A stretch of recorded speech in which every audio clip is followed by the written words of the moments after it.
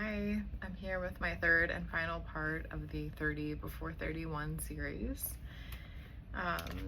The 21st one is being gentle and patient with myself and my symptoms with chronic pain. So, working on seeing symptoms as messengers or teachers versus negative or chronic and unsolvable. I've been dealing with chronic headaches and like tension and pain in my neck, shoulders, trapezius muscles. That has kind of come and gone for the last 3 years or so. And it will mostly flare up with stress. It has during certain times in my life, it's been something I've dealt with every single day. And other times I've had relief for days at a time. So it flares up just based on things that are going on in my life. And I've tried a variety of different remedies and different types of therapies, and with mixed results. So it's been an evolving process to figure out what helps and what makes it worse. But one thing that has been helpful is to shift my mindset around it from looking at it as this really painful thing that always happens, and is chronic and plaguing me in my life, to a messenger and insight and data of, it's just information on certain people or situations that might not be in alignment with me, or ways in which I'm not speaking up and speaking my truth in situations. Yeah, without going too much deeper into it, I think that's the summary there. But that little pivot of starting to view symptoms as messengers rather than just pain and negative has been helpful. And it's allowed me to almost work collaboratively with them rather than just seeing them as something harmful. Because after all, this is my body, and I would like to promote and work toward a healthy relationship with my body. Number 22, finding peace in not sharing / being widely accessible ... I don't think we were meant for all of this stimulus and contact all of the time. We used to live in smaller communities. We used to use mail, physical mail, and now with the internet and just access over time zones and things like that, it's just wild. We expect each other to be accessible and available 24/7. And when I say we, these are my own lived experiences and expectations I've felt and perceived, and I've also placed on other people. In my other video, I talked about buying a record player. And when I bought that record player, there was a landline phone right next to it. And just seeing that, it gave me this thought and this feeling of, what if I had a landline phone again instead of this smartphone? And I think it just really caused me to think and reflect on I'm really craving more intentional space and boundaries around connection and access. I feel I'm in a really heavy season of trying to close and clear out open tabs in my brain. And I'm finding there are so many, various things, even silly things, admin things of doing a return or circling back on X, Y, and Z, or even socially getting back to somebody. But then there's also creative opportunities and ideas that I want to spend time on. So there's just a lot, and I feel like I can't really focus into my creative energies until I've like closed out these more like logistical or social like admin. So yeah, I'm working to close out tabs in my brain, and I'm also like working to work through like memories and experiences from the last like 3 years of my life where I've seen like tremendous change from where I've lived, from where I've worked, from leaving a marriage, and all of the change that comes with that. And even beyond those 3 years, the last 8 years from when I was in that relationship, and how my life changed and morphed around that. And then beyond that, like the last 30 years of my life. So things from childhood and how I grew up and how I made the decisions I made to pursue the education and the work experience that I did, and, you know, different creative ideas that I had when I was younger, but that just got put on a shelf. So these are all like little tabs in my brain that I'm trying to slowly integrate, but then there's like on a day-to-day basis, little pings from people, which all well-meaning can serve as a distraction from doing some of this like deeper work. So I'm trying to find a balance within all of that. And right now it's just looking like reminding myself that I don't owe anybody an immediate response or access to me. And figuring out like what looks and feels good in that space and how it feels good to connect with others in a way that feels like reciprocal and like energizing for everybody involved. I wrote more here. I wrote, and yeah, I know this is life. I'm not meant or intending to get stuck like this. I know life is meant to be lived. I'm speaking about kind of thinking about and integrating the past, but also I think we're meant to have space to decompress and rest and integrate. And I don't think that space is very well baked into the fabric of our society and daily life and rhythm. So I'm making the intentional decision to carve out the space for myself right now during this season of my life. Anyways, apologies-ish if I'm more difficult to get a hold of sometimes. I'm resting, I'm integrating, I'm working to get a hold of my life, and I hope that you do too. Also, gentle reminder, these are our phones that we pay for, right? Like these are tools that we intentionally are choosing to use. They're not meant to be tracking devices.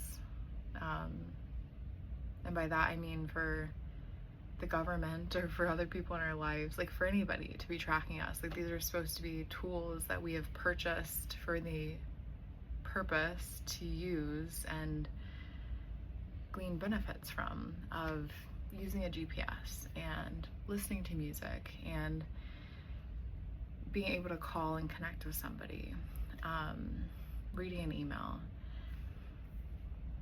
It's not something that's supposed to be tethered to you and allowing anybody at any time like immediate access to you, I don't think. Yeah, I say not for the government, family, or friends. You're not obligated to respond to anyone on anyone's timeline but your own. Obviously, some things might be time sensitive, so, you know, take all this with your own grain of salt. But also be empowered and like think critically about how you're using this tool that sits in your pocket. This is a tool, not a leash, right? hypothetically.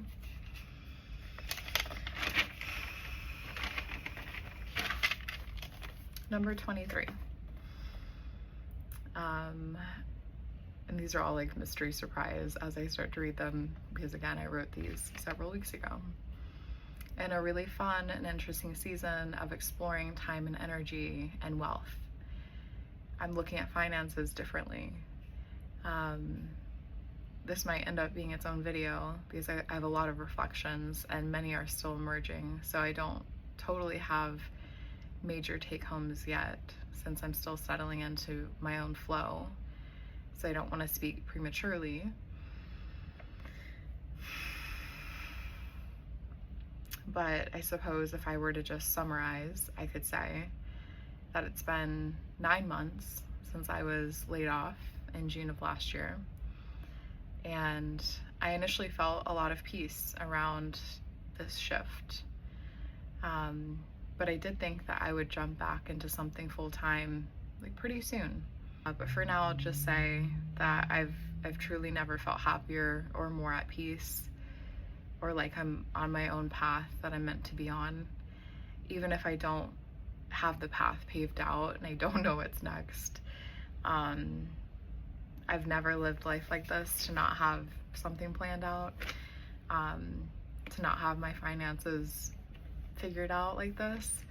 I started working, I think when I was 15 or 16, and that has always been such a crucial part of who I am, the ability to work and make money and find my value in that way, and provide for myself and feel that security. But this has been kind of a beautiful season of doing more with less and thinking differently about money and security. And I've been blessed to have an emergency fund that I accrued through working for many years, and I've leaned on that during this time, and that amount has changed over these months. But yeah, I don't have a long-term vision or solution, but I feel a really solid level of peace and security in that this season is what the season is. And this is not a year where I'm making money to save money. And if and as needed, I might pull on my retirement savings to support this season. And I see that as a way of investing into myself and my healing. And that is something that I'm more than willing to do, just because I do see how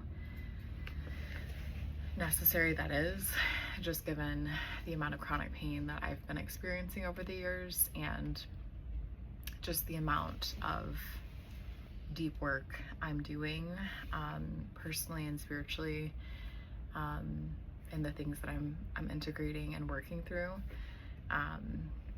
Yeah, I'll leave it there for now, but it's been a really curious and interesting time, and has caused me to think a lot about time and energy. Anyways, 24. Related to time and energy being forms of currency, finding it also curious how intimately tied health insurance is to full-time work. I don't know what I don't know, but I've found myself dealing with a lot of chronic pain, and I have spent a wild amount of money over the last year or so on appointments and testing and various health-related expenses. And I feel in many ways like I was just kind of like looping through these systems, like going to these appointments every week, like the chiropractor or physical therapy or even regular therapy. Not to say those things didn't have value, but I've been taking a slightly different approach this year. And the approach is just simply doing less and just trying to like quiet my system, quiet my time, quiet my process, and with that like silence, with that space, listen in more to myself, to my inner knowing, to my body, and integrate like the things that I've learned, the things that I'm learning, like having time to go through old resources. Like I have printouts from like old physical therapy or old chiropractor sessions of exercises to do, and some of them I did at the time, but I was just so busy going in all these different directions with like work and work travel and just all these different things that I didn't always have the time to dedicate to doing the exercises. So like having the time now to slow down and like revisit some of those things. Number 25, relatedly, working on body-based trust and practices. So closing my eyes and tuning in, realizing like there's so much stimulus going on around us all the time, but like you can always just like close your eyes and tune into like how you're experiencing like sensations in your body, and that helps to clear out and kind of mute a lot of sensations or what you're perceiving around you in like your visual field. I wrote somatics, so like body-based understanding and practices. I wrote our bodies are wise. We've become rather disconnected from our bodies, which is wild. And I don't know if that's the right way to say it, that we've become disconnected from our bodies, because I think a lot of the work that I'm doing to connect with my body, I don't know if it's like a journey back to connecting with my body, or a lot of it feels like I'm connecting with my body for the first time. So to say that we've become disconnected is to imply that we were once connected, and I feel like there's a lot going on in the world that serves to not really allow us to connect in the first place. But I think knowledge is power, and I think there's a quote, something like, the beautiful thing about knowledge is that nobody can take it from you. And I guess that's one of the most beautiful things I'm experiencing with this journey of embodiment and connection with my body, is as I learn more and as I connect with my body, I hope and I imagine that these are things I will not easily forget.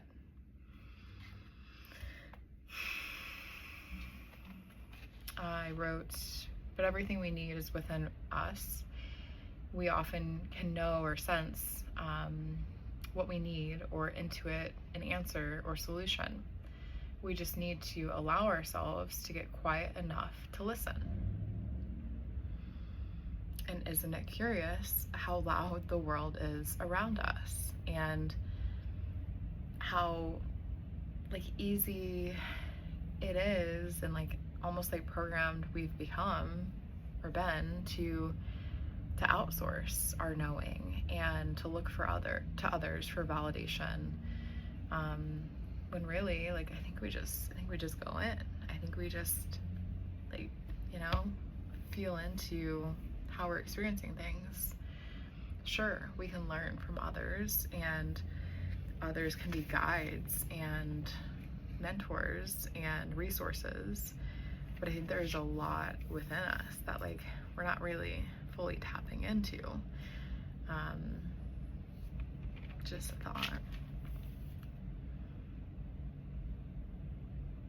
Okay, so that's the first 25 of these. Those are the new 25. The final 5 of my 30 are the 5 that I wrote 3 years ago. So number 26 is to befriend yourself, to love yourself, to know that you are the most constant thing in your life, to figure out how to impress, serve, and care for yourself, to figure out your shame, your demons, your problems, what you like, what you dislike, and to make yourself your first and most important project, because you have yourself until the end, I guess. And you know, we develop relationships and connections with other people along the way, but truly, like, you got you through this. So I think really honoring and developing that connection with yourself is really important. Number 27, your brain can be your worst enemy unless you are intentional about making it your best friend. So realizing, like, our default mode is, you know, our brain wants to protect us, and if she notices something from, like, a, you know, great at pattern recognition, and notices something that reminds her of something that happened in the past, she might go into fight or flight, and just trying to reprogram that and think, you know, intentionally about, like, what good is coming for me, and like what's the best that could happen in this situation.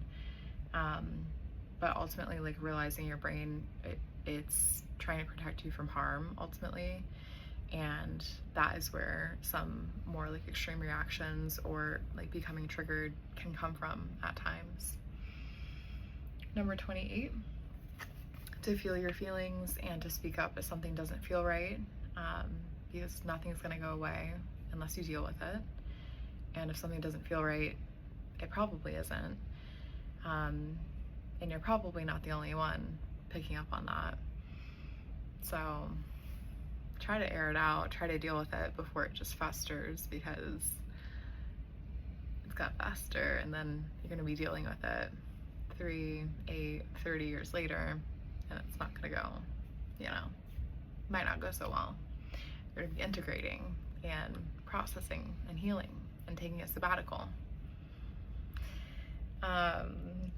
Number 29, jealousy indicates unmatched desire. I think I got this little nugget from a Lewis Howes podcast, which I love him. He has the School of Greatness podcast. But yeah, just kind of flipping that script in your mind of, like, I feel like I used to feel like if I felt jealous of someone, like envious of, man, like they've got that, like that's crazy. Like I can't, you know, I don't know. But like just switching that up to, like, thank you for the data, thank you for the information. Like, I love that for you, like in this season that you have that, like, thrilled for you. Like now I know, like, that poked something in me, that like that ignited something in me, like that I'm curious about that. Like that is interesting to me, and I like that. I might not have it right now, but like now, because of you, like seeing that embodied in you, I know, like, I'm into that. So I can work toward that too. Number 30, getting back to your first works. So this was a nugget that I got from a sermon.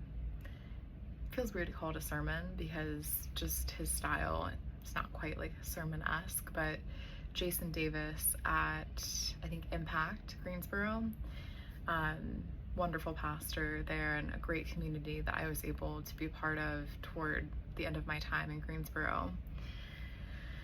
He spoke about this one Sunday when I was there, and it's this notion of, like, getting back to, like, your first works. And I'm trying to remember, like, how he applied it, like if it was just like in life generally. And I hate that, like, his actual message kind of went, like, I'm not fully remembering it, but the way that I, like, took it and grasped onto it was thinking about work stuff, because that is very much like what was heavy on my mind at the time with what I was going through at my, like, 2 jobs ago, with things falling apart a little bit. But yeah, it was about, like, get back to your first works. And I really took it to heart to think about, like, my very first ever job being a cashier at Publix, and I loved going in. I loved, like, the fact that, like, I would see different people every day, and I got to interact with people face to face. I got to help them with their order, And I love that like the role was defined versus like the job that I was in at the time. Like, man, you know, I'd gone to school for years for it, and I was doing, you know, what I thought that I would love. Super kind of sexy, like product development for a really cool medical device. But man, were things like ambiguous and political and just wild, wild west. Like it was just not good. So it allowed me to sink my teeth more into the idea of like, I want to be of service to other people. I want to, you know, it made me think about like, man, would I want to be like on the front lines? Would I want to be doing something like related to human factors within like hospital settings, and, you know, just being there in that day-to-day environment, and just, yeah, it made me think about like roles being more clearly defined, and not having the space for things to get so dicey. And not that it even needs to be like a full like role change, but just like identifying the things that lit you up at the beginning of your career, or like a first job you had, and then thinking about like little ways to integrate that in your day-to-day life. Like, even if it's not a new job, whether it's volunteering or, I don't know, like joining a committee or like a side thing, or just like connections with your neighbors or like something like that. But just being open to like what it could end up looking like, but just trying to plug back into like who you used to be and like what lit you up before. To weave that back in. Okay, so that's everything. Those are my 30 before 31. So I don't know if anybody is gonna make it through all of these, because I know it's a long series, but I feel good about this. I'm thrilled that I finished this series, because as I mentioned at the very beginning of this is not something I finished 3 years ago when I started the little 27 before 28. So it feels really good to finish something, and yeah, I'll leave it there.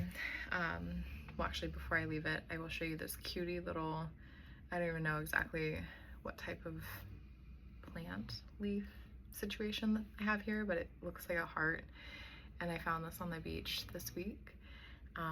I've been staying down by the beach, dog and house sitting for a really lovely new friend of mine. So anyways, just thought I would share this and wish you all a wonderful week ahead. See ya.